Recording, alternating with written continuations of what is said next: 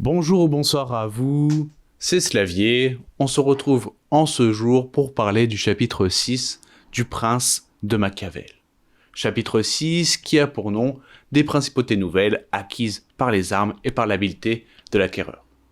Nous parlerons donc en conséquence de grands hommes vertueux dans le sens machiavélien du terme, des hommes habiles avec un fort courage, une grande intelligence et un grand esprit.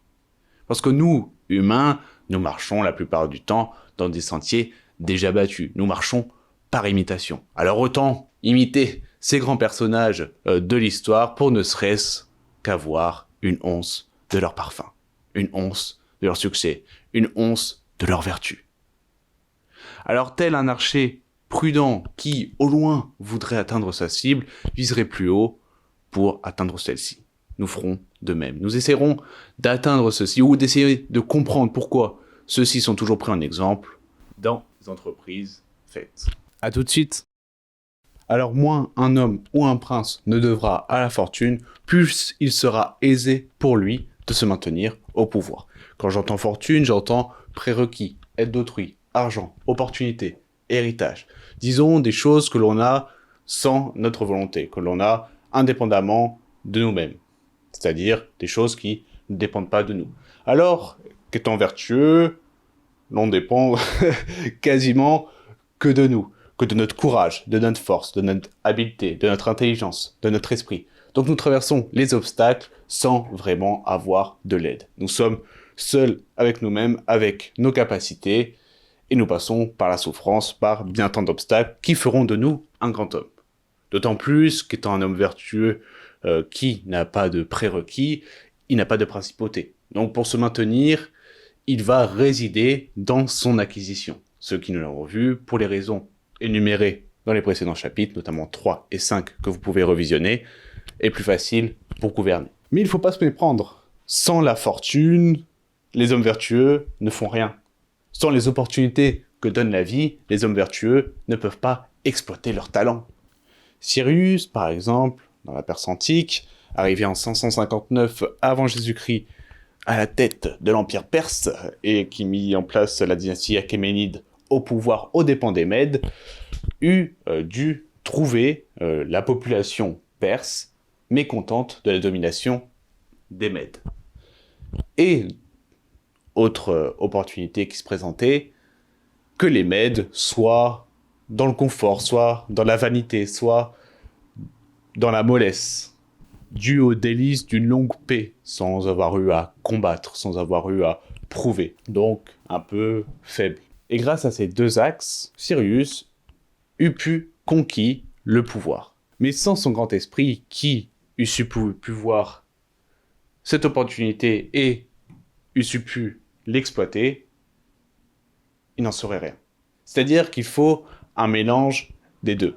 De la fortune pour avoir des opportunités, mais surtout de la vertu pour savoir comment les exploiter, comment les saisir. On peut en déduire que pour un homme vertueux comme Cyrus, ce sera bien plus dur d'acquérir, parce qu'il faut passer par des magouilles, de la stratégie, des obstacles, des erreurs, des souffrances.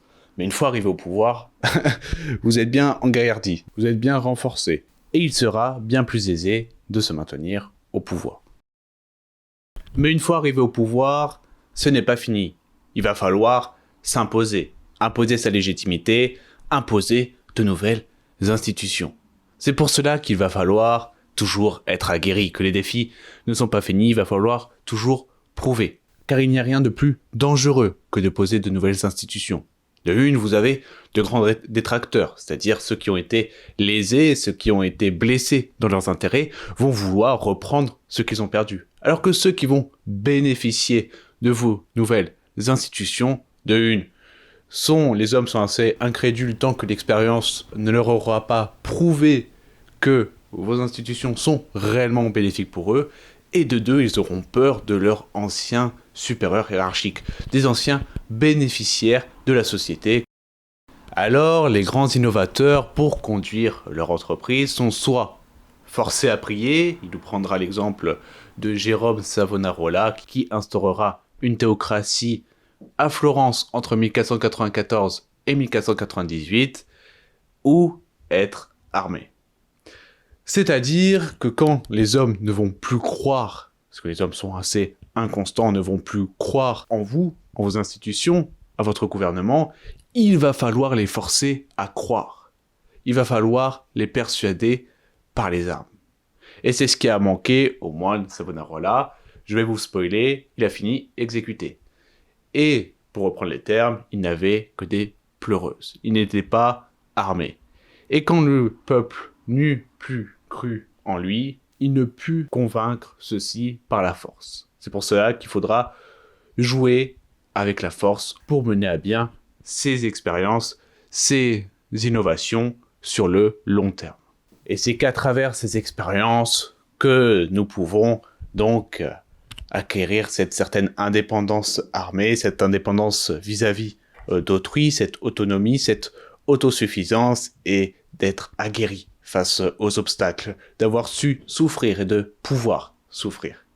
Et c'est ce qui fait en cela des hommes vertueux, de grands hommes que l'on admire, car ils ont su faire preuve d'intelligence, d'esprit, d'habileté, de courage.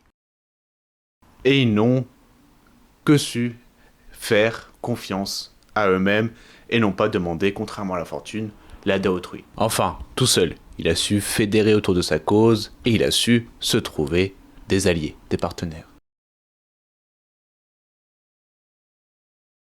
C'est pour ça que la vertu n'épargne aucune difficulté au prince, mais une fois établie, elle est quasiment inexpugnable. Alors qu'avec la fortune, c'est le contraire. C'est bien plus simple de se hisser au sommet, mais beaucoup plus compliqué de manager là-haut et de se maintenir. Mais ça, nous le verrons dans le chapitre 7. Par exemple, imaginez qu'un grand sportif soit arrivé au sommet par lui-même, par son courage, par ses propres capacités et sa façon de savoir saisir et exploiter les opportunités. Une fois là-haut, il aura bien moins de mal à se maintenir car il aura su acquérir des savoirs, des compétences. Et donc, avec l'expérience, il aura su se renforcer. Alors que si, imaginons, c'est le fils de ce grand sportif, un fils de footballeur, il pourrait plus aisément arriver au sommet. Évidemment, il faudrait prérequis, des talents et des capacités. Tu n'es pas obèse et tu arrives au sommet. Mais une fois là-haut, ça va être beaucoup plus compliqué. Mais bon, comme je l'ai dit, nous le verrons dans le chapitre 7. En tout cas, merci d'avoir regardé cette vidéo. J'espère qu'elle vous aura plu, que vous aurez appris un certain nombre de choses. Si vous avez des questions, n'hésitez pas à me les poser en commentaire. On se retrouve très bientôt pour le chapitre 7 qui parlera de principautés nouvelles acquéries par la fortune, c'est-à-dire l'inverse, mais la complémentarité de la vertu, si vous avez bien suivi. Sans fortune, la vertu n'est rien. Et ça peut aller dans l'autre sens. Sans vertu, la fortune n'est pas grand-chose. On va pas spoiler. Allez, à très bientôt.